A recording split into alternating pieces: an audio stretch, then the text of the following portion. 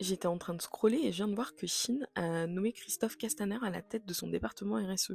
Bah, c'est le what the fuck, je me suis dit que ça faisait un bon prétexte pour me replonger dans l'impact de l'industrie textile. Et j'avais vraiment oublié à quel point c'était A few moments later.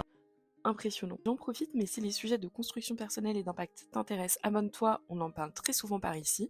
Et d'ailleurs, j'avais déjà développé le sujet dans une édition de newsletter que je te mets quelque part sur cet écran. Déjà, c'est un secteur qui est très énergivore.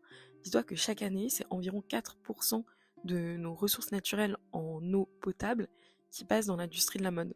Quand on sait que certaines régions du monde manquent cruellement d'eau, it's a lot. Mais ce n'est pas tout. Donc, ces 20 dernières années, on a quadruplé le volume de nos achats de vêtements. Pour te donner un ordre de grandeur, ça s'élève à plus de 80 milliards de pièces par an à l'échelle mondiale. Après, je pense qu'il y a plein de choses qui peuvent expliquer cette augmentation de la consommation, à commencer par la durée de vie réduite de nos habits et la baisse des prix qui a induit l'apparition de la fast fashion. Et on n'oublie pas non plus le rôle qu'a la publicité omniprésente dans nos quotidiens aujourd'hui, qui nous pousse aussi à l'achat. Et on va pas se mentir, socialement, c'est pas ouf non plus. J'ai découvert qu'on recensait 40 millions de personnes à l'échelle mondiale qui travaillaient dans ce secteur, et majoritairement des femmes entre 18 et 34 ans. Et même si c'est une industrie extrêmement lucrative, ces personnes, elles vont toucher entre 2 et 4% de la vente finale d'un vêtement.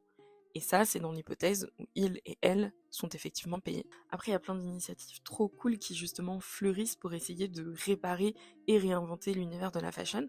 Mais cette nomination dont je parlais en introduction, elle me questionne vraiment. Parce que dans les faits, ce qu'il nous faut, c'est un changement de fond et pas uniquement de forme ou de communication. Et on sait tous et toutes que cette entreprise, qui est quand même le fer de lance de l'ultra fast fashion, elle n'est pas forcément là pour faire changer les choses.